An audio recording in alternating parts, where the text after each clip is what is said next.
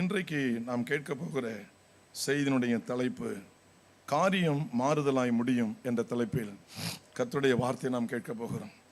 காரியம் எப்படி மாறுதலாய் முடியும் என்றால், மற்றவர்கள் பார்த்த முடிவு சரியான முடிவு தான். ஒரு மருத்துவர் சொல்லுகிறார், ஒரு வியாதி தீராத வியாதி, இது வாழ்நாள் முழுவதும் நீங்கள் மருந்து மாத்திரை சாப்பிடணும். உண்மைதான், மருத்துவத்தினுடைய அந்த முடிவின்படி சோதனையின்படி இது உண்மை, அது பொய் அல்ல, அதான் மருத்துவம். சில மந்திரவாதிகள் சொல்லுகிறார்கள், என்ன சொன்னது போல என்ன காப்பாற்ற முடியாது, நிறைய செய்வனெல்லாம் இருக்குது, அவ்வளோதான், இந்த நோயோட பேயோட சாக வேண்டியதான், அதுவும் உண்மைதான். சட்டம், இந்த சட்டத்தின் வழியை உங்களை காப்பாற்ற முடியாது, சட்டத்தில் இடம் இல்லை, வழியே இல்லை. அடுத்து கடன், குடும்ப பிரச்சனை, இதற்கு வழியே இல்லை, அவ்வளவுதான் அப்படின்னு யாரெல்லாம் சரியான ஒரு முடிவை, நல்ல முடிவு, நடைமுறையின்படி சட்டத்தின்படி யாரெல்லாம் சொல்லி இருக்கிறார்களோ அத்தனை பேர்களுக்கும் காரியம் மாறுதலாய் முடிய போகிறது. காரியம் மாறுதலாய் முடிய போகிறது. காரியம் மாறுதலாய் முடிய போகிறது. இனி நடக்காது, இனி கிடைக்காது, இனி வராது, இனி செல்லாது, இனி வாழ முடியாது, இனி பிழைக்க முடியாது, முடியாது முடியாது முடியாது என்று எதெல்லாம் சொன்னார்களோ, இல்லை, தேவன் அந்த புள்ளி வைத்த இடத்துல ஒரு கமா வைத்து ஒரு ஆரம்பத்தை கர்த்தர் உண்டாக்க போகிறார், ஒரு துவக்கத்தை உண்டாக்க போகிறார். காரியம் மாறுதலாய் முடிய போகிறது. மந்திரவாதி சொன்னா உங்க வீட்டில் எல்லாரும் சாகணும், எல்லாரும் செத்து போகணும், உங்களை காப்பாற்ற முடியாது. ஆனால் காரியம் மாறுதலாய் முடிந்தது. காரியம் மாறுதலாய் முடிந்தது. அல்லேலூயா, அல்லேலூயா. உங்களை இந்த ஊர்ல நாங்க விட மாட்டோம். இயேசு கும்பிட கோவில் கட்ட நாங்க விடவே மாட்டோம். கங்கணம் கட்டினார்கள், செய்வனை செய்தார்கள், என்னென்னமோ காரியங்களை செய்தார்கள், அடித்து நொறுக்கினார்கள். 11 தடவை நாங்கள் கர்த்தருக்காக அடிபட்டு இருக்கிறோம். ஒரு தடவை, 2 தடவை இல்லை, 11 தடவை நாங்கள் அடித்து அடி வாங்கி உயிர் பிழைத்து இருக்கிறோம் இந்த கர்த்தருக்காக. ஆனால் அவர்கள் போட்ட திட்டம் நிறைவேறவில்லை. இயேசு எங்கள் மீது வைத்த அந்த திட்டம் தான் நிறைவேறி கொண்டிருக்கிறது. காரியம் மாறுதலாய் முடியும். நமக்கு யாரும் கேட்க இல்லை, ஆள் இல்லை, நமக்காக பேச யாரும் இல்லை. ஒன்றும் கவலைப்படாதீங்க, நமக்காக பேச சர்வ வல்லவர் இருக்கிறாரு. கர்த்தருக்கு யாரையோ ஒருத்தர் நம்பி இருந்திருப்பீங்க, யாரையோ சார்ந்து இருந்திருப்பீங்க, இவங்க தான் வாழ்க்கைக்கு நமக்கு ஆதாரம் நடந்திருப்பீங்க. ஆனா அவங்க உங்களை பாதியில விட்டு இருப்பாங்க. இயேசு பாதியில விட மாட்டாரு. இங்க கையை பிடிச்சவர் அங்கேயும் கையை பிடிச்சிருப்பாரு. அல்லேலூயா. இங்கே கரத்தை பிடித்திருக்கிறவர் நேரம் அங்க கூட தான் சேர்ப்பாரு. அவர் பாதியில விடுகிற தெய்வம் அல்ல. ஆமென். அவர் தான் நம்மளை பிடிச்சிருக்கிறாரு, நாம அவரை பிடிக்கல. நாம பிடிச்சிருந்தா விட்டுருப்போம். அவர் பிடிச்சதுனால தான் நிறைய நெருக்கங்கள் வந்த போதும் கூட இன்றைக்கு அவர்களும் நீங்களும் நானும் உறுதியாக நின்று கொண்டிருக்கிறோம். அவர் நம்ம கையை பிடிச்சிருக்கிறார். எடுத்துக்கொள்வோம் நீதிமொழிகள் 22வது அதிகாரம் 4வது வசனம். தாழ்மைக்கும், யார் யார்கிட்ட தாழ்மை இருக்கிறதோ, கர்த்தருக்கு பயப்படுகிற பயம் இருக்கிறதோ, அவர்களுக்கு தேவன் ஒரு பலனை வைத்திருக்கிறார், ஒரு ஆசீர்வாதத்தை வைத்திருக்கிறார். மனிதனுடைய பார்வையில் நடித்து பயப்படுவது போல் நடிப்பது அல்ல. தேவனுடைய பார்வையில் உண்மையாகவே இருதயத்தில் பயந்து, அந்த பயம் இருதயத்தில் வர வேண்டும், அதுதான் வாழ்க்கையில செயல்படும். வெறும் வாயினால் சொல்லுவது அல்ல. உண்மையாகவே யாரெல்லாம் கர்த்தருக்கு பயந்து அவருடைய அவர் பார்வையில் தாழ்மை நடக்கிறீர்களோ, தாழ்மைக்கும் கர்த்தருக்கு பயப்படுதலுக்கும் வரும் பலன் ஐஸ்வர்யமும் மகிமையும். ஆமென். யாருகிட்ட தாழ்மையும் கர்த்தருக்கு பயப்படுற பயம் இருக்கோ, உங்க உயிர் பிழைக்கும், நீங்கள் வாழ்வீர்கள், சுகமாய் வாழ்வீர்கள், தீர்க்காயுசோடு வாழ்வீர்கள். அது எவ்வளவு பெரிய கொடூரமான வியாதியாக இருந்தாலும் அதை அழிக்க இயேசு கிறிஸ்துங்கிற சர்வ வல்லமையில நாமம் போதுமானது. மாத்திரை அழிக்காம முடியாமல் போகலாம், மருந்துகள் அடிக்க முடியாமல் போகலாம், இயேசு கிறிஸ்துங்கிற நாமம் அதை அழிக்கும். 7 மந்திரம், கொடூரமான மந்திரம். தாவீதுடைய பெயரெல்லாம் சொன்னார் இந்த மந்திரவாதி. இத்தனை மந்திரம்பா, காப்பாற்றவே முடியாது, கஷ்டம், முடிஞ்சு. பெரிய ஆளு, மதிக்கத்தக்க ஒரு மந்திரவாதி, அவரால் முடியல. நான் உலகத்தை படைச்சவர், நீ வா, உன்னை நான் காப்பாத்துறேன், நீ என்கிட்ட வா, உன் வாழ்க்கை என் கையில் ஒப்பு கொடு. அல்லேலூயா. Whole surrender. அக்கம் பக்கமெல்லாம் பார்க்கல. நான் கும்பிட்ட சாமி என்னை கொண்டாந்துங்க சேர்த்து விட்டுட்டு நான் போறேன்டா, என் சீட்டு கிழிஞ்சு போச்சு, என்ன உனக்கு நல்ல சீட்டு கிடச்சிருக்கு பார்த்துக்க அப்படின்னு சொல்லி எனக்கு ஒரு நல்ல சீட்டை அமைச்சு கொடுத்துட்டு, அது சீட்டு கிழிஞ்சு போச்சுன்னு அது போயிட்டு ஒரு அல்லையே சொல்லுங்க. அல்லேலூயா. அப்போ நம்ம கர்த்தருக்கு பயந்து பயந்து நடக்கிறது உண்மையானால் நமக்கு ஒரு பலன் காத்திருக்கு. கர்த்தரில் எடுத்து பார்வையில் நம்ம தாழ்மையை நடக்கிறது உண்மையானால் நமக்கு ஒரு பலன் காத்திரு, ஒரு பலன் அல்ல 3 பலன் காத்திருக்கிறது. என்ன 3 பலன்? ஐஸ்வர்யம், மகிமை, உயிர். ஐஸ்வர்யம், அற்புத அடையாளங்கள். மகிமை என்பதற்கு மனித அறிவுக்கு உட்படாத அற்புதங்கள், மனித அறிவினால் சிந்திக்க முடியாத அதிசயங்கள். அதற்கு பேர் தான் தேவனுடைய மகிமை. அல்லேலூயா. தேவனுடைய மகிமைக்கு அர்த்தம் அதுதான். நாம் அவர் கொடுக்கிற மகிமை பாடுகிறது, துதிக்கிறது, அவர் ஆராதிக்கிறது, சாட்சி சொல்றது, அவருக்காக சாட்சியை வாழ்றதான் நாம் அவர் கொடுக்கிற மகிமை. அவர் நமக்கு கொடுக்கிற மகிமை எந்த மனுஷனாலும் சிந்திக்க முடியாது. யாராலும் இதனாலதான் இப்படி வந்துச்சு அப்படின்னு சொல்லி யாரும் சொல்லவே முடியாது. இது எப்படியா வந்துச்சு, இவங்க எப்படியா உயிர் பிழைச்சாங்க, இது எப்படியா காப்பாற்ற முடியும், வாய்ப்பே இல்லையே, ஆனா நடந்திருக்கு, அந்த தெய்வம் தாயா அதை செய்திருக்கு, முடிஞ்சு போச்சு. இதான் ரிசல்ட், இதுதான் மகிமை. இந்த 3 நமக்கு போதுமானது. நீ பணத்தை தேடி உலகம் ஓடுது, அற்புத அடையாளங்கள், உயிர், இது 3 தான் ஒரு மனுஷனுக்கு அவசியமானது. இது 3ஐயும் யாருக்கு அவர் கொடுக்கிறார் என்றால் தாழ்மைக்கும் கர்த்தருக்கு பயப்படுதல் வரும் பலன். அல்லேலூயா. அதே அதிகாரம் 22வது வசனம் 23வது வசனம் வாசிக்கலாம். ஏழையா இருக்கிறான் என்று ஏழை கொள்ளையிடாதே, சிறுமையான நியாயஸ்தலத்தில் உபத்திரவப்படுத்தாதே. ஒரு அல்லேலூயா சொல்லுங்க. ஏழைகளுக்கும் சிறுமையானவர்களும் இழந்து போனவர்கள். நம்முடைய வேதத்தில் ஒரு மனுஷன் சிறுமைப்படுத்தப்பட்டான், அவன் கண்கள் பிடுங்கப்பட்டது, இருந்த பலத்தை எல்லாம் இழந்து போனான், சிறுமைப்படுத்தப்பட்டான். அவன் சிறுமை என்பது நாம் இருந்த பலத்தை எல்லாம் இழக்கிறது, இருந்த ஆசீர்வாதங்களை இழந்து போய் தனி மனிதனா ஒன்னில்லாத ஒரு மனுஷனா நிற்கிறது. அவ சிறுமையானவனையும் ஏழையையும் நியாயஸ்தலத்தில் உபத்திரவப்படுத்தாதே, ஏழையை கொள்ளையிடாதே.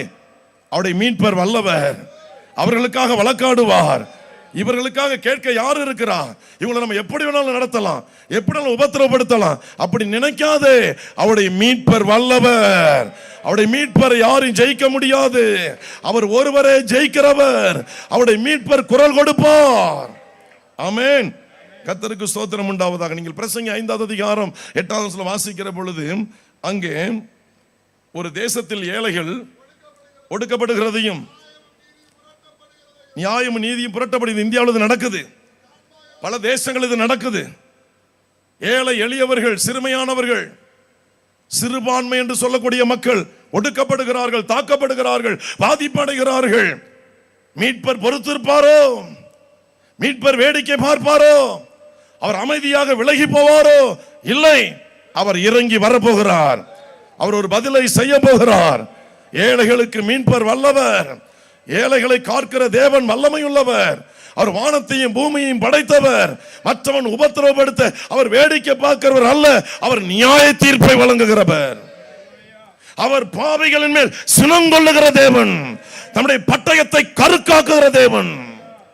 அவர் சும்மா இருக்க மாட்டாரு, சும்மா இருக்கிறது போல தெரியும், திடீர்னு தண்டனை இறங்கும். அல்லேலூயா. திடீர்னு தண்டனை இறங்கும். அவர் கொடுக்கிற தண்டனை நியமிச்சனை யாரும் தப்ப முடியாது. என்கவுண்டர்ல கூட தப்பிடலாம், இந்த கவுண்டர்ல தப்பவே முடியாது. ஆமீன் சொல்லுங்க. இந்த கவுண்டர் போட்டா போட்டதுதான், முடிஞ்சு போச்சு கதை. அல்லேலூயா. கர்த்தருக்கு இது சொன்னல, 2 இடத்துல தான் இந்த கிறிஸ்தவர்களை டிஸ்டர்ப் பண்ணதான் நான் பேசியிருக்கேன். ஆனா ஒன்று நண்பர்கள் சும்மா சாதாரண வார்த்தை, பெரிய பரிசுத்தம், பெரிய இருதய சாமி அப்படின்னு பேசியிருக்கேன், அவ்வளவுதான். இன்னொன்று, இந்த கன்னியாஸ்திரிகள் ரோட்டில் நடந்து போகும்போது அர்த்தம் முண்டிச்ச மாதிரி போகிறாங்களே அப்படின்னு சொல்லி அவங்க காதில் விடுவாது, நாங்களாக பேசிக்கிட்டோம். 2 இடத்துல தான் இந்த கிறிஸ்தவர்களை டிஸ்டர்ப் பண்ணி நான் பேசியிருக்கிறேன், வேற எதுவும் பேசினதெல்லாம் கிடையாது. அது அவங்க காதில் விழாது. இந்த 2 இடத்துல டிஸ்டர்ப் பண்ண எனக்கே இந்த கதின்னா, கோடிட்டு இடத்தை நிரப்புங்க. என்ன கதியோ, என்ன கதியோ, என்ன கதியோ, செய்வதறியாது செய்கிறார்கள் எங்கள் பிதாவே, இவர்களுக்கு மன்னியோ, இவர்களை என்னை போல மேட மேடையா கண்ணீர் விட்டு கதறி சாட்சி சொல்ல வைங்கப்பா, பாதாளத்துக்கு போக வேண்டாம். ஆமென் சொல்லுங்களேன். அல்லேலூயா. எங்க தேசமை திரும்பி பார்க்கட்டும், எல்லாருடைய கண்களும் திறக்கப்படட்டும், இருளின் ஆதிக்கம் தேசத்தை விட்டு நீங்கட்டும். ஐயா, செய்வது அறியாது செய்கிறார்கள். இந்த பாவிக்க இந்த கதி என்றால் இதை விட அதிகம் செய்கிற நபர்களுக்கு என்ன கதியோ? விடமாட்டார் தேவன். அல்லேலூயா. வாசிக்கலாம், எடுத்துக்கொள்வோம். யோபு 14வது அதிகாரம் 7வது வசனத்திலிருந்து 12வது வசனம் வரை வாசிங்க தம்பி. திரும்ப தலைக்கும்,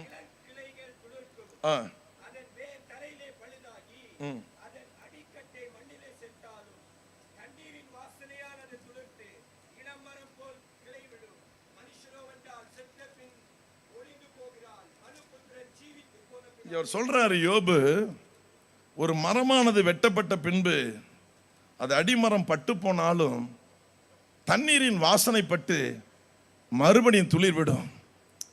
மனிதனாகி எனக்கோ நம்பிக்கை இல்லாமல் போயிருக்கிறது. அந்த அதிகாரத்தில் தொடர்ந்து பேசி வருகிறார் யோபு. ஒரு மரத்தை குறித்தாவது நம்பிக்கை உண்டு, ஆனால் என் வாழ்க்கை குறித்து எனக்கு நம்பிக்கை இல்லை, நான் செத்துக்கிட்டு இருக்கேன் அப்படின்னு சொல்லி பேச வர்றார். அப்படி சொல்லி வர்றவர் என்ன சொல்றாரு, நீங்க வாசிங்க 16வது வசனம்.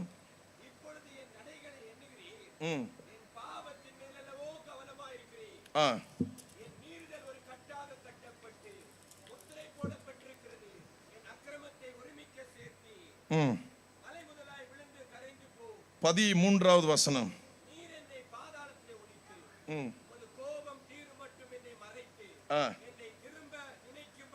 14வது வசனம். மனுஷன் செத்த பின் பிழைப்பானோ, எனக்கு மாறுதல் எப்போது வரும் என்று. எனக்கா குறிக்கப்பட்ட போராட்டத்தின் நாளெல்லாம். நல்லா கவனிப்போம். எத்தனை பேர் எந்த சோதனை வந்திருக்கீங்கன்னு தெரியாது. குறிக்கப்பட்ட போராட்டத்தின் நாள் அப்படின்னா என்ன அர்த்தம்? இந்த வசனத்துக்கு என்ன அர்த்தம்? யோபு இதை சொல்லி வர்றார். இவ்வளவு பிரச்சனைகள் இருக்கு, இவ்வளவு பெரிய போராட்டம் இருக்கு, ஒரு மரத்தை குறித்து நம்பிக்கை இருக்கு, என்ன குறித்து நம்பிக்கை இல்லையே, மனிதன் செத்த பின் பிழைப்பானோ சொல்லி வர்றாரு. ஆனா ஒன்னு சொல்றாரு 13வது 14 வசனத்துல, எனக்காக குறிக்கப்பட்ட போராட்டத்தின் நாளெல்லாம் நான் காத்திருக்கிறேன், காத்திருப்பேன் அப்படின்னு சொல்லி வர்றாரு. அல்லேலூயா. அந்த நாளுக்காக காத்திரு. அது எந்த நாள், அது என்ன போராட்டம், நம்ம சிந்திக்கணும் அதை. ஒருவேளை உங்களுக்கு 500 நாள் போராட்டம் அப்படின்னு எழுதி வச்சிங்க, ஒருவேளை எழுதியிருக்கலாம். இந்த 500 நாள்ல 450 நாள் நீங்கள் கடந்து வந்திருக்கலாம். பாக்கி 50 நாள். 100 நாள் உங்களுக்கு போராட்டம், 98 நாள் கடந்து வந்திருப்பீங்க. 2 நாள் தான் பாக்கி இருக்கு. 12 மாதங்கள், 11 மாதம் கடந்து வந்திருப்பீங்க, இன்னும் 1 மாதம் தான் பாக்கி இருக்கு. அப்ப 3/4 பகுதிக்கு மேல் நீங்க கடந்து வந்துட்டீங்க, இன்னும் கொஞ்சம் தூரம் தான் இருக்கு. அந்த கொஞ்ச தூரத்தில் நீங்க சந்திக்க போகிறது தேவனாகிய கர்த்தரை. தேவனாகிய கர்த்தரை சந்திக்க போகிறீர்கள். அதை தான் யோபு சொல்றான், எனக்கு குறிக்கப்பட்ட போராட்டத்தினால நான் காத்திருக்கிறேன். அல்லேலூயா, அல்லேலூயா. நீங்க இன்னும் வாசித்தீங்கன்னா 16வது அதிகாரம் 19வது அதிகாரம் இதெல்லாம் நீங்க வாசிக்கிற பொழுது யோபு தன்னுடைய நிலையை குறித்து ரொம்ப மோசமா அவர் பேசி வர்றார். 16வது அதிகாரத்தில் நீங்க வாசித்தீங்கன்னா 16லிருந்து 20 வரை, 16லிருந்து 20 வரை. அழுகிறதினால் என் முகம் அழுக்கடைந்தது, அழுகிறதினால் என் முகம் அழுக்கடைந்தது. மரண இருள் என் கண்ணிமைகளின் மேல் உண்டாயிருக்கிறது, மரண இருள் என் கண்ணிமைகளின் மேல் உண்டாயிருக்கிறது. என் கைகளினால் கொடுமை இல்லாதிருக்கையிலும் என் ஜெபம் சுத்தமா இருக்கையிலும் அப்படி ஆயிற்று. என் ஜெபம் அப்படி இருக்கையிலும் சுத்தமா இருக்கலாம் அப்படி ஆயிற்று. பூமியே என் ரத்தத்தை மூடி போடாதே, என் அலறலுக்கு மறைவிடம் உண்டாகாதிருப்பதாக. 19வது வசனம். இப்பொழுதும் இதோ என் சாட்சி பரலோகத்தில் இருக்கிறது, என் சாட்சி பரலோகத்தில் இருக்கிறது. எனக்கு சாட்சி பகருகிறவர், எனக்கு சாட்சி பகருகிறவர் இருக்கிறார். ஆமென், ஆமென், அல்லேலூயா. இங்க தப்பா சாட்சி சொல்லலாம், உங்களை குறித்து தவறா பேசலாம். நாம் எப்படிப்பட்ட சாட்சி பரலோகத்தில் சரியான சாட்சியாக இருக்கிறது. அல்லேலூயா. யோபு இதை சொல்லி வர்றாரு. நீங்க 19வது அதிகாரத்தை எடுத்துக்கொள்வோம், 7வது வசனம். 19:7. கொடுமை என்று கூப்பிடுகிறேன், கேட்பார் ஒருவரும் இல்லை, கூக்குரலிடுகிறேன், நியாய விசாரணை இல்லை. 14வது வசனத்திலிருந்து 17வது வசனம் வரை.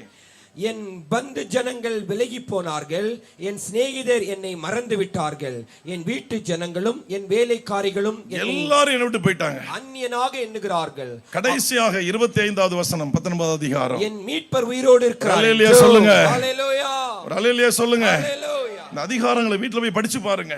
அவன் கதறான், பதஷ்டப்படுகிறான். எல்லாரும் என்னை விட்டு போயிட்டாங்க, ஆனா என் மீட்பர் உயிரோடு இருக்கிறார். அல்லேலூயா. அவர் கடைசி நாட்களில் பூமியின் மேல் வருவார், நிற்பார் என்றும் நான் மீட்பர் உயிரோடு இருக்கிறார். அவரை நம்பி இருக்கிற நானோ செத்து கொண்டிருக்கிறேன். நான் எப்படி சாகிற ஒரு மனுஷனாக இருந்தாலும் சரி, இந்த சரீரத்தில் இன்னும் கேடுபாடுகள் வந்தாலும் சரி, இந்த தோஸ் முதலான இன்னும் அழுகி நாற்றம் எடுத்து போனாலும் சரி, இந்த சரீரத்தை நான் சாவதற்குள்ளாக, மரிப்பதற்குள்ளாக என் தெய்வத்தை நான் முகமுகமாய் பார்க்க போகிறேன். அல்லேலூயா. எவ்வளவு பெரிய சோதனை பாருங்க அந்த மனுஷனுக்கு. ஆனா யோபுடைய நண்பர்கள் என்ன நினைச்சிருப்பாங்க? யோபுடைய வாழ்க்கை இதோட முடிந்தது, யோபுடைய வாழ்க்கை இதோட முடிந்தது, இனி யோபு பிழைக்க முடியாது, அவ்வளவுதான். யோபால இனி வாழ்வதற்கான வழி எதுவும் இல்லை. சரீரம் பொத்து பொத்து வடியுது, எல்லாம் இழந்துட்டாரு, அவர் இனி பிழைக்க வாய்ப்பு கிடையாது. அதுக்கு உத்தரவாதம் கொடுக்க யாரும் இல்லை. நம்ம கவனிக்க வேண்டிய ஒரு காரியம்.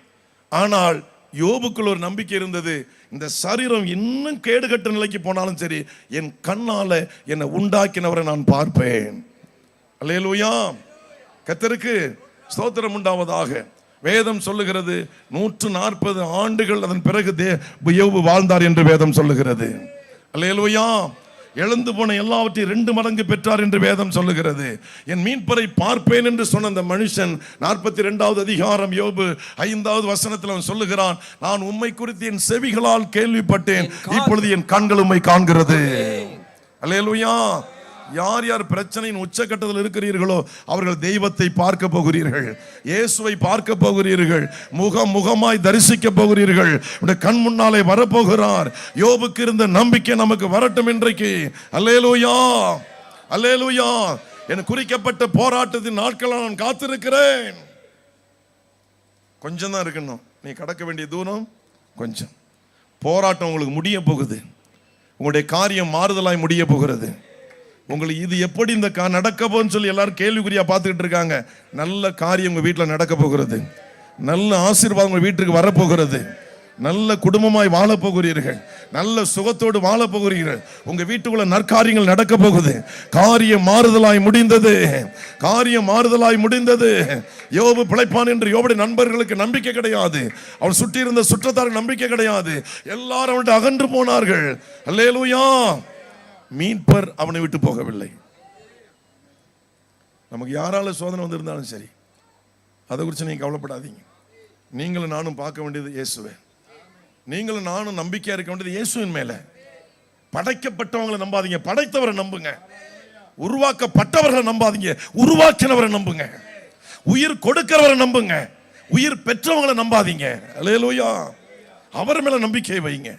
கர்த்தருக்கு ஸ்தோத்திரம் உண்டாவதாக.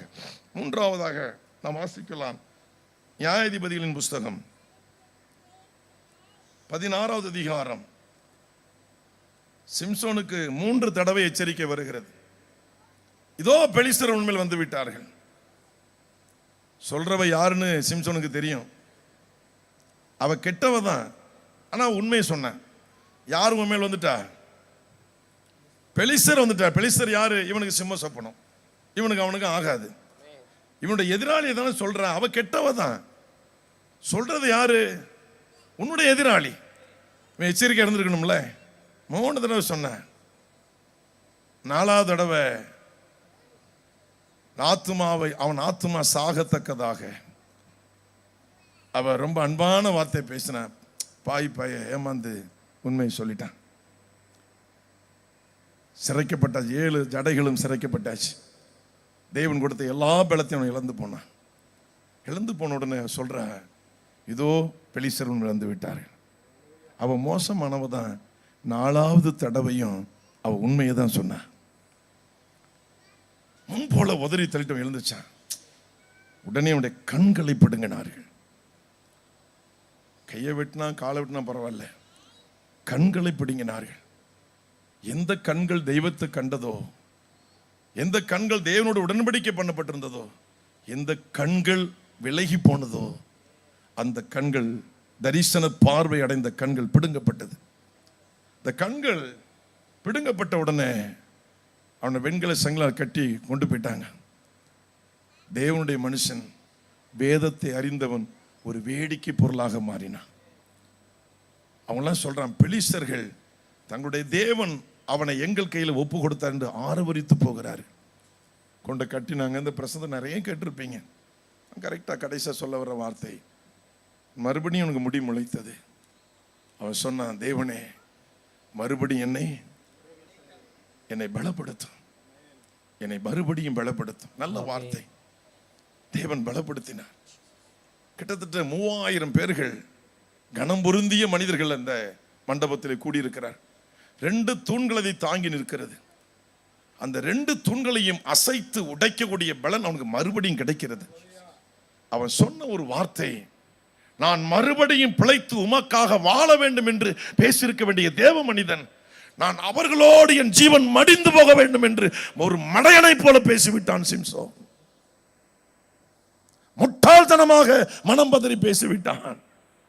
பெலிஸ்தர்களை பழி வாங்கும்படிக்கு இந்த ஒரு விஷயம் எனக்கு இறங்கும், இந்த ஒரு விஷயம் இறங்கும், இந்த ஒரு விஷயம் இறங்கும். என்னை பலப்படுத்தும். தேவன் பலப்படுத்தினார்.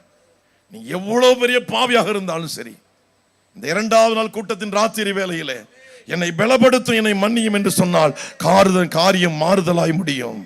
காரியம் மாறுதலாய் முடியும். நான் இதுவரை பின்பற்றி போன வழி எனக்கு தவறான வழி என்று இன்றைக்கு தான் எனக்கு தெரிகிறது. என்னை மன்னித்து விடும் ஆண்டவரே, என்னை பலப்படுத்தும் என்று சொன்னால் இந்த இரவு வேளையில, இந்த மணி நேரத்தில் கர்த்தர் பலப்படுத்த வல்லவராக இருக்கிறார். அல்லேலூயா. அந்த வார்த்தை கேட்டது நல்லது. சொல்லிட்டேன், பெலிஸ்தரோடு கூட என் ஜீவன். அந்த வார்த்தை நினைச்சு நான் பல நாள் அழுது இருக்கிறேன். அடப்பாவி, கண்களை கேட்டா மறுபடியும் கண்களை கொடுத்திருப்பாரு. பலத்தை கொடுத்த அந்த தேவன் மறுபடியும் என்னை பலப்படுத்துன்னு சொல்லும் போது உன்னை பலப்படுத்தினாரே. அநியாயமா வாயின் வார்த்தையினாலே சிக்குண்டாயே, வாயின் வார்த்தையினாலே சிக்குண்டாயே, வாயின் வார்த்தையினாலே பிடிபட்டாயே. ஐயோ, வாயின் வார்த்தையினாலே ஒரு பலவீனன் மடிந்து போவது போல, ஒரு சுகவீனன், ஒரு பலத்தையும் இல்லாதவன் அழிந்து போவது போல, மகாபெரிய பராக்கிரமசாலி, தேவனுடைய வரங்களையும் வல்லமையும் பெற்ற ஒரு மாபெரும் தேவ மனிதன், 300 நரிகளை பிடித்து பெலிஸ்தரின் வெள்ளாமையை அழித்த ஒரு மாவீரன், பாரசிங்கத்தின் வாயை கிழித்து அதை கொன்று போட்ட ஒரு மாவீரன், எவ்வளவு பெரிய தேவ பலத்தை பெற்றவன், மதியினமாய் பேசி பலத்தை இழந்து விட்டாயே, உயிரை இழந்து விட்டாயே சிம்சோனே. நம்ம எல்லாம் தேவ மனிதர்கள் தான், தேவனுடைய ஆவியை பெற்றவர்கள் தான். நம்முடைய மதியீனமான சோர்வு, நம்முடைய மதியீனமான வார்த்தை, நம்முடைய மதியீனமான பேச்சுகள் நம்முடைய வாழ்க்கையை முடித்து விடுகிறது. இப்படி சொல்லி இருக்கலாமே, ஆண்டவரே என்னை பலப்படுத்தும், எனக்கு மறுபடியும் இந்த கண்களை தாரும், நான் உமக்காக வாழ விரும்புகிறேன். இன்னைக்கு இது சரித்திரம் மாற்றி எழுதப்பட்டிருக்குமே, இந்த சரித்திரம் வேற மாதிரியாக எழுதப்பட்டிருக்குமே. சிம்சோன் இன்னும் பல ஆயிரங்களுக்கு வீழ்ச்சி அடைந்தவர்களுக்கு அவன் ஒரு நல்ல உதாரணமாக மாறி இருப்பானே. நான் அவர்களோடு கூட மடியட்டும். அல்லேலூயா. ஆனால் பெலிஸ்தர்கள் அவனுடைய கண்களை பிடுங்கின உடனே இனி சிம்சோனால எதையும் செய்ய முடியாது, அவ்வளவுதான் நினைச்சிருப்பாங்க. 300 பேருக்கு ஒரே நேரத்தில் மரணத்தின் வாசல் இருக்கிறது என்பதை அவர்கள் யாருக்குமே தெரியாது. அல்லேலூயா, அல்லேலூயா, அல்லேலூயா. காரியம் மாறுதலாய் முடிந்தது. இன்னொரு காரியத்தை நான் வாசிக்கலாம். ஆதியாகமம் 37வது அதிகாரம். நான் சுருக்கமா சொல்லி முடிச்சிடுறேன், நேரம் ஆகி போச்சு. கர்த்தருக்கு ஸ்தோத்திரம். ஒரு 10-15 நிமிடத்தில் நான் அதை முடிச்சிடுறேன்.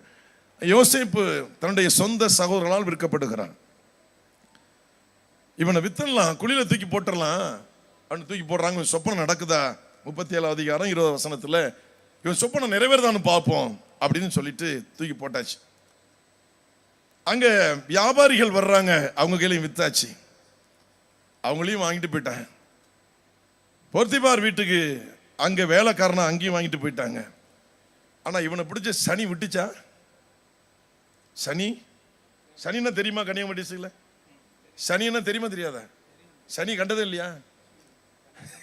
சனிக்கிழமை தான் தெரியும். அல்லேலூயா. 7.5 நாடம் சனி கேள்விப்பட்டிருக்கீங்களா? சில பேருக்கு ஜென்ம சனியாவே இருக்கும்.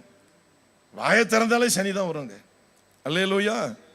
வாயை திறந்தாலே நெருப்பா கொட்டும், பற்றி எரிய ஆரம்பிச்சுதான் சனி. கர்த்தருக்கு ஸ்தோத்திரம். ஆக தூக்கி போட்டாச்சு. இப்ப வேலைக்காரனா போயிட்டான், அங்கேயும் இந்த சனி விடல. பாவம் அநியாயமா தண்டனை அனுப்பிச்சு சிறையில் போய் கிடக்கிறான். ஒரு ஒத்த நபர் அவனை விசாரிக்க, நீ கொலை செஞ்சுட்டு ஜெயிலுக்கு போனா கூட மூட்டை மூட்டையா கட்டி ஒன்று கொடுத்து பார்த்துட்டு வர்றாங்க. பாவம், ஒரு தேவ மனுஷன் உள்ள கிடக்கிறான், அவனுக்கு தெரியாது, அவனை யாருன்னு தெரியாது, யாரோ ஒரு கைதியவன், அவ்வளோதான், முடிஞ்சு போச்சு. ஆனா கர்த்தர் கூடவே போயிட்டு இருந்தாரு, கர்த்தர் கூடவே போனாரு, கர்த்தர் கூடவே போனாரு. நீங்களும் நானும் நம்பின மனிதன் நமக்கு குழி வெட்டலாம், அந்த குழியிலே இருந்து தூக்க கர்த்தர் போவாரு. அங்க ஒரு ஆளை கர்த்தர் எழுப்புவாரு, அவர்களில ஒருத்தர் எழுப்புவாரு. அல்லேலூயா. எந்த இடத்துக்கு போனாலும் கர்த்தர் ஒரு மேன்மையான இடத்தை வைத்திருப்பாரு. கர்த்தருக்கு 39 அதிகாரத்துல 21 வசனத்துல யோசேப்போடு கர்த்தர் இருந்தார். அவன் செய்வதெல்லாம் அங்க ஜெயில வாய்க்க பண்ணினார். தேவ மனுஷனுங்க எவனாலையும் பூட்டி போடவே முடியாது. தேவன் கிரியை செஞ்சுக்கிட்டே இருப்பாரு, கிரியை செஞ்சுக்கிட்டே இருப்பாரு. இந்தியாவில் எல்லா மாநிலத்தையும் கர்த்தருடைய பிள்ளைங்க இருக்கிறாங்க. அவங்க வழியா கர்த்தர் செய்ய போற கிரியை யாரும் பூட்டி போட முடியாது, அடக்கி போட முடியாது, ஒடுக்கி போட முடியாது. செய்கிறவர் தேவன் அல்லவா? அல்லேலூயா. கர்த்தருக்கு ஸ்தோத்திரம் உண்டாவதாக. ஆக அவனை உயர்த்திட்டு தான் போறாரு. குறிப்பிட்ட நாளில் ராஜாவுக்கு சொப்பனம் வருது, அர்த்தம் சொல்ல ஆள் இல்லை. ஒரு பையன் சொல்றான், ஐயா ஒரு ஆள் அங்கே இருக்கிறான், எனக்கு அப்படிதான் சொன்னான், நீர் என்னை தூக்கி உள்ள போட்ட பொழுது 2 பேரை போட்டிடல, ஒருத்தனை போட்டு தள்ளினீர், மறுபடியும் அந்த ஸ்தானில் கொண்டு வந்திரல. அவன் தான் சொன்னான், உன்னை மறுபடியும் ராஜா போஸ்டிங் கொடுத்துருவாரு, கவலைப்படாதானே. அவனை சொன்னான், உன்னை போட்டு தள்ளிடுவாரா அப்படின்னு அவன் சொன்னான். ஐயா நாங்கள் சொப்பன கூட எங்களுக்கு புரியல. அப்படியா, சரி. அவன் அங்கே இருக்கிறான், அவன் உள்ளே இருக்கிறான். 41 அதிகாரம் 14 வசனத்துல சிறை கைதிக்கு அழைப்பு வருது. குடிமகண்டத்தில் இல்ல, நாட்டை ஆளுகிற ராஜாட்டிருந்து அழைப்பு வருது. அல்லேலூயா. வாழ்நாள் முழுவதும் உள்ள கிடக்க வேண்டியவன் இப்ப ராஜாட்ட அழைப்பு வருது. சீக்கிரமா போறாங்க, வஸ்திரத்தை மாற்றி அவனை அலங்கரித்து ராஜாவுக்கு முன்னால கொண்டு நிறுத்துறாங்க. இப்ப ராஜா முன்னால பிச்சாரணை நிறுத்த முடியாது. அல்லேலூயா. பார்க்க யாரும் இல்லை, உதவி செய்ய யாரும் நினைக்காதீங்க. கர்த்தர் உங்களை கவனிச்சுக்கிட்டு இருக்கிறாரு, உங்களுக்கு பெரிய காரியத்தை செய்ய போகிறாரு. நீங்க மனுஷன் வழியா அவர் நினைச்சீங்க இல்ல, அவரே உங்களுக்கு கொடுக்க போகிறாரு, அவரே உங்க கையில கொடுக்க போகிறாரு. அவரை நம்புங்க, அவரை பாருங்க, அவர் பாதத்துல பணிங்க, அவர் காலை பிடிச்சு கதறுங்க. ஆமென். அல்லேலூயா. கர்த்தருக்கு ஸ்தோத்திரம் உண்டாவதாக. இப்போ நான் அழைச்சிட்டு வந்தேன், வந்து அவன் சொல்றான், ஐடியா சொல்லிட்டேன். சொன்ன உடனே அவன் சொல்றான், உன்னை போல தேவனுடைய ஆவி பெற்ற மனுஷன் யாருமே இல்லப்பா. இப்போ சொல்றாரு, ஒரு மந்திரியை நியமிச்சிருங்க, குடோன் அமைச்சிருங்க, பஞ்சம் இப்படி வரப்போகுது, எல்லாரும் உங்க தேசத்தை நோக்கி வரப்போகிறாங்க அப்படின்னு சொல்லிட்டு அவன் சொன்னான். கல்யாணம் ஆகாத ஒரு வாலிபன், அவன் எவ்வளோ பெரிய போஸ்டிங் கிடைக்குது பாருங்க. உடனே மந்திரி மாட்டேன்னு சொல்றான், இவனை போல இந்த தேவாயை பெற்ற மனுஷன் யாரும் இல்லப்பா. ஆமென். அல்லேலூயா. எல்லாரும் பணத்தை, அதிகாரத்தை எல்லாத்தையும் பெறலாம், தேவாவியை பெறுது தேவனால் நியமிக்கப்பட்டவங்க மட்டும்தான் தேவாவி கிடைக்கும், எல்லாரும் கிடைக்காது. அது காசு கொடுத்தா வாங்க முடியாது. 10 ஏக்கர் நிலத்தை நீங்க சபைக்கு எழுதி வச்சா கூட தேவாவி பெற முடியாது. இந்த மனசை எழுதி வைக்கணும், இந்த இருதயத்தை எம்ஓடி பண்ணணும். எம்ஓடின்னு தெரியாதா? உங்க வீட்டுக்கு லோன் போட்டீங்கன்னா என்ன பண்ணுவாங்க ஃபைனான்ஸ்காரவங்க? எம்ஓடி பண்ணுவாங்க. அது மாதிரி இந்த இருதயத்தை என்ன செய்யணும்? எம்ஓடி பண்ணணும். அல்லேலூயா.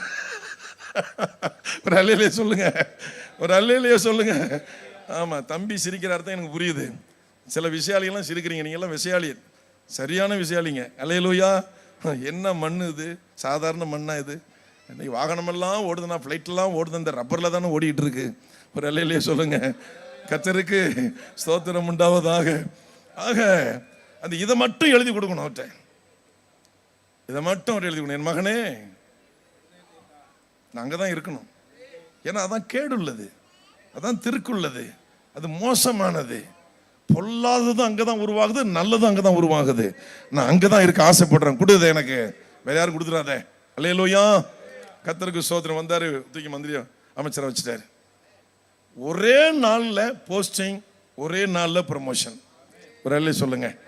சில மணி நேரத்துல ப்ரமோஷன் ஆகிறாரு அவரு. நீதான் இதுக்கு மந்திரினாரு, எனக்கு அடுத்தது நீதான். ப்ரமோஷன். ஒரு வாரம் அல்ல, ஒரு மாதம் அல்ல, கர்த்தரால் நியமிக்கப்பட்ட தேவ மனிதர்களுக்கு காரியம் மாறுதலாய் முடியும். மனிதர்கள் எத்தனை சதி திட்டங்களை தீட்டினாலும் சரி, போர்த்திபார் மனைவியை போல 1000 போர்த்திபார் மனைவிகள் தோன்றினாலும் சரி, தெளிலாளை போல 1000 தெளிலாளர்கள் தோன்றினாலும் சரி, தேவ மனிதர்களை கொண்டு தேவன் எதை செய்ய நினைத்திருக்கிறாரோ அதை செய்து முடிப்பார். அதை செய்ய அவர் வல்லவராக இருக்கிறார். அவர் செய்து கொண்டே தான் இருப்பாரை தவிர அவரை யாராலுமே தடுக்க முடியாது. காரியம் மாறுதலாய் முடிந்தது. அல்லேலூயா. கடைசியாக எஸ்தரின் புஸ்தகத்தை நான் வாசிக்கிற பொழுது அங்கே மொர்தெகாயுடைய வார்த்தை செல்லுமா செல்லாத என்று சோதிக்க அரண்மனையில் இருக்கிறவர்கள் கூள கும்பிட்டு போட்டவர்கள் எல்லாரும் அவனை சோதிக்க முயற்சி செய்து வந்தார்கள். அவர் மனுஷன் இப்படி தலைவணங்காம இருக்கிறியப்பா, முடியாது, நான் யூதன். ஒரு அல்லே சொல்லுங்க. நான் கிறிஸ்தவன் சொல்லுங்க. நீங்களாம் நான் கிறிஸ்து என்ன இப்படி பயந்து சொல்றீங்க? சண்டால பாயுல அல்லது அல்லேலூயா, நான் கிறிஸ்தவன் சொல்லுங்க. ஒத்த ஆளு மொர்தெகாய் ஆமானோட பெரிய கூட்டம் நிக்குது. நான் யூதன்டா, ஒன்ன மாதிரி நான் கூல கும்பிட்டு போட மாட்டேன், எங்க அப்பா காலில் தான் விழுவேன், நான் மனுஷன் காலில் விழுவ மாட்டேன் அப்படின்னு சொன்னானே. இன்னைக்கு இந்த திரில் இருக்கா? கிறிஸ்தவர்கள் இந்த திரில் இருக்கான்னு கேட்கிறேன். அங்க ஒரு கும்பிட்டு அங்க ஒரு சலாம் போட்டுட்டு இங்கேயும் ஒரு சலாம் போடுறது. கர்த்தர் சொல்லுவாரு, டேய் நான் சிவாஜி கணேசன் நடிப்பே பார்த்தவன்டா, ஓ நடிப்பு அதை விட பெருசா இருக்க போது, போடா போ போ, பெரிய எந்த தெய்வமே கர்த்தாவே என்னமோ சொல்றிய, நீ போடா, உன்னை தெரியும் எனக்கு. அல்லேலூயா. போ போ, இந்த புட்டு பப்படத்தை சாப்பிட்டு போ. அல்லேலூயா. கர்த்தருக்கு மகிமை உண்டாவதாக, கர்த்தருக்கு மகிமை உண்டாவதாக. நல்லா கவனிங்க. எல்லா நடிப்பேர் பார்த்துக்கிட்டு இருக்காருல்ல. சொல்றேன் நான் யூதன், அப்படியெல்லாம் நான் போய் தலை வணங்கலாம் நிற்க மாட்டேன்ப்பா. என் தலை ஒருத்தருக்கு மட்டும்தான் வணங்கும். அவர் தான் தலையை உயர்த்துறவரு, அவர் தான் தலை கிறிஸ்டின் எடுக்கிறவரு. அல்லேலூயா சொல்லுங்க. அவர் தலையும் எடுப்பாரு, தலையும் வைப்பாரு, தலையும் உயர்த்துவாரு. அவர் பலத்தை கைக்குள்ள அடங்கி இருக்கணும்ப்பா. அப்படின்னா அப்படியா உன் வார்த்தை செல்லுதானுப்பா, உனக்கு நாங்கள் டெஸ்ட் வைக்கிறோம் போட்டு விட்டாங்க. ஒரு ஆள் இருக்காங்க, நாங்கள் ஒன்று எப்படி மதிக்கிறோம், அந்த பையன் மதிக்க மாட்டாங்கிறான். அப்படியா உசுப்பேத்தி விட்டான், முடிஞ்சு போச்சு. ஒரு பெரிய 3வது அதிகாரத்தில் ஒரு பெரிய சட்டத்திட்ட உருவாக்கி, ராஜாவே உமக்கு பெரிய நஷ்டம் வரப்போகுது, எவ்வளோ கவலை பாருங்க, ஒருத்தனை விட்டுறக்கூடாது, குழந்தைகள் முதல் சிறியவர்கள் பெரியவர்கள் ஸ்திரீகள் எல்லாரையும் போட்டுதல்ல அப்படின்ட்டான். ஒரே ஒரு மொர்தெகாயை மட்டும் அவன் கை வச்சிருந்திருக்கலாம், ஒட்டுமொத்த அந்த கிறிஸ்தவ சமுதாயத்தை அவன் அழிக்க வேண்டும் என்று திட்டம் போட்டபடினால் அவன் அழிந்து போனான், அவன் அழிந்து போனான், அவன் அழிந்து போனான். அல்லேலூயா. இந்த கல்லின் மீது மோதுகிறவர்கள் நொறுங்கி போவார்கள், இது யார் மேல் விழுமோ அவர்களை நசுக்கி போடும். படுகொலியை வெட்டுகிறவன் தானே குழியில விழுவான், கல்லை புரட்டும் மேல் கல் புரண்டு விழும். கர்த்தருக்கு கிறிஸ்தவம் என்பது ஒரு நெருப்பு, அது ஒரு எரிமலை, அது ஒரு அக்கினி, அது ஒரு அணுகுண்டு, அது வெட்டிக்கும். அல்லேலூயா. கர்த்தருக்கு மகிமை உண்டாவதாக. 3:15 வாசிக்கிற பொழுது 2 குடிகார போய் ஒன்று சேர்ந்துட்டான். எஸ்தர் 3:15 வாசித்தீங்கன்னா, சூசான் அரண்மனை கலங்கிற்று, 2 குடிகார போய் ஒன்று சேர்ந்துட்டான். ஒன்று 127 நாடுகளுக்கு ராஜா, இன்னொரு பினாதி பைய ஆமான். இந்த 2 குடிகார பையனும் ஒன்று உட்காந்துட்டான். 2 குடிகாரம் சேர்ந்தா குடும்பம் உருப்பிடுமா? சொல்லுங்க, நம்ம பாணியில பேசுவோம். கர்த்தருக்கு ஸ்தோத்திரம். 2 குடிகார போய் ஒன்று சேர்ந்துட்டான், நாடு உருப்பிடுமா? தேசம் சூசான் அரண்மனை கலங்கிற்று. அல்லேலூயா. தேசத்துல உன்னத ஆட்சியில இருக்கிற அதிகாரத்தில் இருக்கிற நபர்களுக்கு நல்ல ஆலோசனை சொல்ற நபர் வந்தா தேசத்துல மகிழ்ச்சி வரும். இப்படிப்பட்ட ஆமான் போன்ற தற்குறி பிடிச்ச வெள்ளம் போனா நாடு கலங்கிதான் நிற்கும். கர்த்தருக்கு ஸ்தோத்திரம் உண்டாவதாக. 4வது அதிகாரத்துல அவங்க வர்றாரு, நம்முடைய கதாநாயகன் இறங்கி வர்றாரு. அவரு தலையெல்லாம் அள்ளி போட்டுக்கிட்டு சட்டையெல்லாம் கிழிச்சுக்கிட்டு வாசல் வர வந்து நிற்கிறாரு. செய்தி அம்மாவுக்கு போகுது. அந்த அம்மா உடனே மேலே இருந்த அதிகாரத்தை வச்சு ஒரு புது வசதியெல்லாம் அனுப்புகிறாங்க. அவ கட்டா அவள் துணியும் கட்டா தூக்கி போட்டு அவள்கிட்ட, அவளுக்கும் தண்டனை வரும்னு சொல்லி வை. அல்லேலூயா. என்ன வீட்டை அடைச்சிக்கிட்டு கதவை அடைச்சிக்கிட்டு ஜன்னல் அடைச்சிக்கிட்டு உள்ளே இருந்தால் தண்டனை வராது, கொரோனா கீழே பூமிக்குலேருந்து உள்ளே வரும் சொல்லு அவள்கிட்டையும் போய் ஒரு அல்லேலூயா சொல்லுங்க. அல்லேலூயா.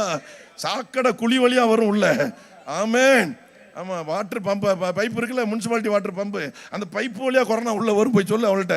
அவன் மட்டும் தப்போ நினைக்காத சொல்லு அப்படின்னு. அவளுக்கு நடுங்கி போச்சு, என்னடா இப்படி சொல்லி அனுப்புறாரு அப்படின்னு. என்னையா நடந்துச்சு, நடந்ததெல்லாம் சொன்னாரு. இந்த பார், உனக்கு இன்னைக்கு ஒரு போஸ்டிங் கிடைச்சிருக்கு, 120 நாடுகளுக்கு ராஜாவுக்கு மனைவி வந்திருக்கிற மகாராணிங்கிற ஸ்தானம் கிடைச்சிருக்கு. ஏன் தெரியுமா?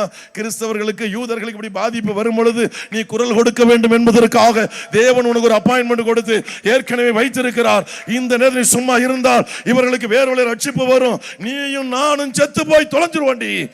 அவ்வளவுதான், முடிஞ்சு போச்சு. சரி, நீர் எனக்காக ஜெபம் பண்ணும், உபவாசம் இரு. நானும் என் தாதிமாரோட உபவாசம் பிரவேசி 5வது அதிகாரத்தில் உள்ள போறாங்க. ராஜா 1 மாசம் கூப்பிடாம எவன தலை அவ்வளவுதான் வெட்டப்படும். இவன் உள்ள போன உடனே அவர் புருஷங்களை நீட்டுகிற, எஸ்தர் மகாராணியே, ராஜாத்தியே, உனக்கு என்ன தேவை? என் ஆட்சியில பாதி கேட்டாலும் 127 நாடை 2ஆ பிரிச்சு உனக்கு பாதி எனக்கு பாதி கொடுக்க நான் தயாரா இருக்கிறேன். என் ராஜாத்தியே, உனக்கு என்ன தேவை? ஜெபம் வேலை செய்ய ஆரம்பித்தது. நம்ம தேசத்துல ஜெபம் வேலை செய்ய ஆரம்பிக்க போகுது. இந்த மண்ணுல ஜெபம் இன்னும் வேலை செய்ய ஆரம்பிக்க போகுது. எத்தனையோ பரிசுத்தவான்கள் மரித்திருக்கிறார்கள். கோதுமை மணிகள் விதைக்கப்பட்டிருக்கிறது. இந்தியா முழுவதும் விதைக்கப்பட்டிருக்கிறது. அது முளைக்க போகிறது. ஜெபம் வேலை செய்ய ஆரம்பித்தது. ஜெபம் வேலை செய்யும். ஜெபம் வேலை செய்யும். ஜெபம் உறங்காது. ஜெபம் ஓடி ஒளியாது. அது ஒரு நாள் வெளியே வரும். எல்லாரும் அதிரக்கூடிய அளவிற்கு அந்த பதில் வெளியே வரும். அல்லேலூயா. அந்தரங்கத்தில் வடிக்கிற கண்ணீருக்கு பெரும் வெள்ளமான பதில் வரப்போகிறது. சூறாவளி காற்றோடு பெரும் வெள்ளமா இந்த பதில் வரப்போகிறது. சுனாமியை போல வரப்போகிறது. ஆமென். எதிர்ப்புகளை சுனாமி மாதிரி அப்படியே வாரி வளைச்சு கொண்டு போக போகுது. மறந்துடாதீங்க, ஜெபம் சும்மா போச்சு, ஜெபம் சும்மா இருக்குன்னு நினைக்காதீங்க. ஜெபம் சும்மா இருக்காது, உறங்காது, அது வேலையே செய்யும். அது 6வது அதிகாரத்தில் ராஜா நடபடிகள், அவர் தூக்கம் போறார், தூக்கம் இல்லை. நடபடியின் புஸ்தகத்தை எடுத்து வாசிங்க இடங்கிறாரு. சுருக்கமாக சொல்லி நான் முடிச்சிடறேன். வாசிக்கிறாங்க. ஓ, இப்படி ஒருத்தன் என் உயிரை காப்பாற்றி இருக்கிறானா? நீங்களும் நானும் செய்த நன்மைக்கு பலன் வராமல் இருக்கலாம். எதிர்பார்த்த நேரத்தில் பலன் வராமல் இருக்கலாம். நிறைய உதவி செஞ்சிருப்பீங்க. பணம், பொருள், ஜெபம், உபவாசம். உங்க உயிரை மட்டும் நீங்க கொடுத்துருக்க முடியாது, பாக்கி எல்லாம் செஞ்சிருப்பீங்க, எல்லாம் பண்ணிருப்பீங்க. ஐயோ, ஒரு பலனுமே இல்லையே, பழுவு நன்றி கெட்டத்தனமா இருக்கிறாங்கல்ல, ஒரு ஜெபம் கூட வேலை செய்யலையே நீங்க நினைச்சிட்டு இருப்பீங்க. இந்த 10ஆம் தேதி இரவு தேவன் உங்களோடு இடைப்பட்டு கொண்டிருக்கிறார். ஒரு பெரிய பலன் வரப்போகிறது. குறித்த நேரத்தில், நீங்களும் நானும் நினைச்ச நேரத்தில் இல்ல, அவர் ஒரு நேரத்தை குறித்து வைத்திருக்கிறார். அந்த நேரம் தானே இறங்கி வரும். அதுக்கு எந்த ரெக்கமெண்டேஷன் தேவையில்லை. அல்லேலூயா. எந்த ரெக்கமெண்டேஷன் தேவையில்லை. நீங்க சோர்ந்து போகாதீங்க, தைரியமா இருங்க. உங்களுடைய கண்ணீர், ஒவ்வொரு சொட்டு கண்ணீரும் பெரும் வெள்ளமாய் பெருகி வரப்போகிறது. ஒவ்வொரு கண் விழிப்பின் ஜெபமும், ஒவ்வொரு ஸ்தோத்திர பலியும் அது பதிலை கொண்டு வரப்போகிறது. மொர்தெகாய் காப்பாத்தின, அவனுக்கு எந்த அந்தஸ்தும் கொடுக்கல. இப்ப ராஜா கூப்பிடுறாரு, யாருப்பாங்க நிக்கிறது? அதுக்குன்னு ஒரு பெரிய திட்டத்தை போட்டான். பொண்டாட்டி சொல்றாரு, விட்டுறாத, நீ ராஜா கிட்ட போகும் பொழுது முதலாவது இதை பத்தி பேசிட்டு அப்புறம் விருந்துக்கு போ. நான் சொல்றேன், எஸ்தர் ராஜாத்தி என்னதான் விருந்துக்கு இத்தனை மந்திரி இருக்கும் பொழுது, எனக்கு ஒரு தமிழ்நாட்டில் மந்திரினால என்ன பவர் இருக்கு? 127 இந்து தேசம் முதல் 127 நாடுகளுக்கு நான் எப்படி, பாருங்க எவ்வளவு பெரிய அதிகாரம். அதுல ராஜாவுடைய மனைவி இந்த தற்கொலை பிடிச்ச பேல கூப்பிட்டுருக்கா அது விருந்துக்கு. அவனுக்கு உச்செல்லாம் இதெல்லாம் பிச்சுக்கிட்டு போகுது. என்ன, காஷ்மீர் ஐஸ் கட்டியே தலைக்கு வந்து போச்சு உனக்கு. மனைவிட்ட போய் சொல்றான். நல்லா கவனிங்க, அழிய போறவன்லாம் அப்படிதான் இருப்பான். ஒரு அல்லே சொல்லுங்க. முடிவுக்கு போக போறவங்களும் அப்படிதான் இருப்பாங்க. பயப்படாதீங்க, நம்ம ஆண்டவர் உயிர் உள்ளவர். அல்லேலூயா. கர்த்தருக்கு ஸ்தோத்திரம் உண்டாவதாக. உடனே யாருப்பாங்க நிக்கிறா அப்படிங்கிறாரு. ஆமான் வந்திருக்கிறார், அவனை உள்ள வர சொல்லு. அவனுக்கு ரொம்ப குஷி ஆயிட்டு ஒரு பெரிய பிளானோட போறான். என்ன, மரண தண்டனை வாங்கி கொடுக்க போறான். தூக்கு தண்டனை. என்ன தண்டனை? தூக்கு தண்டனை வாங்கி கொடுக்க ஒரு சீட்டோட அவரு போறாரு. யாரு? பொண்டாட்டி கொடுத்த சீட்டோட போறாரு. அல்லேலூயா. கர்த்தருக்கு ஸ்தோத்திரம். இப்போ வாப்பாங்க, வா, ஒரு வேலை இருக்கு, வா. என்னங்க ஐயா? ராஜா ஒருத்தனை கனம் பண்ண விரும்புறேன், என்னென்ன செய்யலாம்? பெரிய மளிகை கடை பள்ளி மாதிரி போட்டாங்க. மஞ்சள் ஆரம்பிச்சு கடைசியா சீனி சக்கரை, நாட்டு சக்கரையில் போய் முடிஞ்சிச்சு. பெரிய பட்டியலை போட்டேன். சரி, அப்படியா? இப்போ ஆமானுக்கு காலம் இருந்துச்சுன்னா தூக்கி விட்டுருப்பாரு. என்ன இல்லாமல் யார் ராஜா பொண்டாட்டியே என்னதான் விருந்துக்கு கூப்பிடுது, அப்புறம் ராஜா மட்டும் வேற ஆளை கூப்பிட்டு போறாரா அப்படின்னு சொல்லிட்டு அப்படியே போய் உச்சத்துக்கு போயிட்டான். அடுத்த போஸ்டிங்கே வந்தாங்கிற லெவலுக்கெல்லாம் போயிட்டான். ஒரு இல்லையே சொல்லுங்க. ஆசையில் மண்ணு உழுவ போகுது. தேசம் முழுவதும் மண்ணு உழுவ போகுது. பொண்ணு நமக்கு, மண்ணு அவனுக்கு. ஒரு அல்லே சொல்லுங்க. அல்லேலூயா. கர்த்தருக்கு. ஏன் பொண்ணுன்னு இவ்வளவு சவுண்ட் போறீங்க? 72,000 தாண்டிட்டுனா அந்த பொண்ணு மேல ஆசை இருக்கு, மண்ணு மேலேயும் ஆசை இருக்கு. பரவாயில்ல, பொண்ணு மேல வந்தாலும் பரவாயில்ல, மண்ணு மேல வந்தாலும் பரவாயில்ல, நல்லதுதான். இன்னொன்று மேல வராம இருந்தா சரி. கர்த்தருக்கு சோதனை உண்டாவதாங்க. சரி, என்ன நடந்துச்சு? உடனே இந்த போட்டுக்க அந்த பில் போட்டியில நல்ல கடையில் போய் பார்த்து வாங்கன்னு சொல்லல. இதுல ஒண்ணு குறையாம இந்த ஒரு பைய வாசல்ல கிடக்குறான். அவனை போய் அலங்கரி. செத்த நாய் செருப்பை கடிச்சுன்னு சொல்லி கேள்விப்பட்டிருக்கீங்களா? அல்லேலூயா, அல்லேலூயா.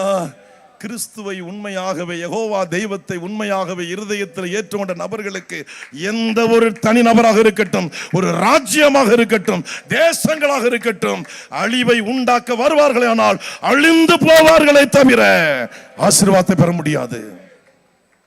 கர்த்தருக்கு ஸ்தோத்திரம் உண்டாவதாக. அடே, செத்த முகத்தோட போனா ராஜா குதிரையில ஏச்சனா, அவன் தனக்குன்னு எதெல்லாம் கேட்டானோ அதெல்லாம் மொர்தெகாய்க்காக கேட்டிருக்கிறான். எல்லாத்தையும் அலங்கரித்து அப்படியே நகர வீதியெல்லாம் சுத்தி வந்தான். அப்படியே முக்காடு போட்டுக்கிட்ட மணிட்ட போய், காரியம் மாறுதலா நடந்து போச்சுடி அப்படின்னு சொன்ன. அவன் சொன்ன, அவன் யூத குலமானால் நீர் தாழ்ந்து போவது நிச்சயம். அவன் யூத குலமானால் நீர் தாழ்ந்து போவது நிச்சயம். யூத குலத்தை எதிர்க்கிறவர்கள் தாழ்ந்து போவார்களை தவிர அவர்கள் உயர்ந்ததாக சரித்திரம் இல்லை. அல்லேலூயா. நீ தாழ்ந்து போது நிச்சயம் சொல்லிட்டா. எவ சாகடிக்க மரண தண்டனை வாங்கி சொல்ல அவளே சொல்லிவிட்டா. அடுத்த நாளும் போன, எஸ்தர் ராஜாத்தியே, உன்னுடைய வேண்டுதல் தான் என்ன? இன்னும் நான் வரைக்கும் விருந்திருக்கு ஆமான் வர வேண்டும். வந்தாரு, உட்கார்ந்தாரு. சொல்லு, இப்ப என்னதான் தேசம் நடக்குது சொல்லுமா. தேசம் பாதி, எனக்கு தேசமெல்லாம் பாதி வேண்டாம். உமக்கு வருகிற நஷ்டத்தை நான் எப்படி பொறுத்து கொள்வேன்? ஒன்னில் ஒரு மனிதன் இப்படி உனக்கு நஷ்டம் வர பாரு. யார் அந்த துஷ்டன்? இந்த துஷ்டன் ஆமான் தான். திகில் அடைஞ்சு போயிட்டான். ராஜா வெளியில வெளில போயிட்டாரு தோட்டத்துக்கு. அவர் திரும்பி வர்றாரு. இப்ப எந்த குலத்தை அழிக்க நினைத்தானோ அதே குலத்தை சார்ந்த எஸ்தரத்துல எழுந்து நிற்கிறான். அம்மா, எனக்கு உயிர் பிச்சை கொடு, எனக்கு உயிர் பிச்சை கொடு. உன் குலத்தையே அழிக்க நான் முற்பட்டேன், யூத குலத்தையே அழிக்க முற்பட்டேன். ஐயோ, நான் வாழணும், எனக்கு உயிர் பிச்சை கொடு என்று எழுந்து நின்று திகில் அடைந்து அவருடைய பெட்ல கீழே விழுந்தான். ராஜா உள்ள வர்றாரு. நான் இருக்கும் போதேவா இந்த காரியம் முடிஞ்சு போச்சு. முக்காடி இறங்கி போச்சு. யாருக்கு தூக்கு மரத்தை செய்து வைத்தானோ, ஒரு ஆளு சொன்ன, ஐயா அங்க தூக்கு மரம் செஞ்சு வீட்டில் வச்சிருக்கான், போய் எடுத்துருவாடா. அவன் செஞ்சது அவனுக்கு. ஒரு அல்லே சொல்லுங்க. யூதர்களுக்கு செய்யப்பட்டது யூதர்களுக்கு அல்ல, எவன் செய்தானோ அவனுக்கே, அவர்களுக்கே. அல்லேலூயா. அவ்வளவுதான், முடிஞ்சு போச்சு கதை. குடும்பமே க்ளோஸ் ஆயிட்டு. எஸ்தர் ராஜாத்தி, இன்னும் உனக்கு என்ன தேவை சொல்லு. 8வது அதிகாரம் படிக்க வேண்டாம். 9வது அதிகாரத்தில் முதல் வசனத்தை 2, 3, 4 வசனத்தை மட்டும் வாசிங்க. நான் வாசி கேட்டு முடிப்போம்.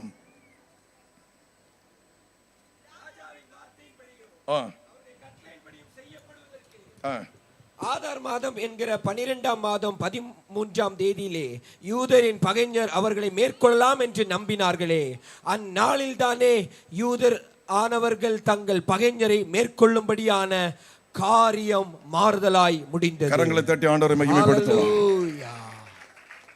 அவங்களுக்காக மட்டுமல்ல, நமக்கும் வந்திருக்கிற அனைவருக்கும், இந்தியாவில் இருக்க ஒவ்வொரு கர்த்தருடைய பிள்ளைகளுக்கும் காரியம் மாறுதலாய் முடிய போகிறது. ஆபத்தில் சிக்கி பரிதவிக்கிற பரிசுத்தவான்களுக்கும் பரிசுத்தவாட்டிகளுக்கும் ஒவ்வொரு தேவ மனிதர்களுக்கும் இந்தியா மட்டுமல்ல உலக நாடுகள் முழுவதும் காரியம் மாறுதலாய் முடிய போகிறது.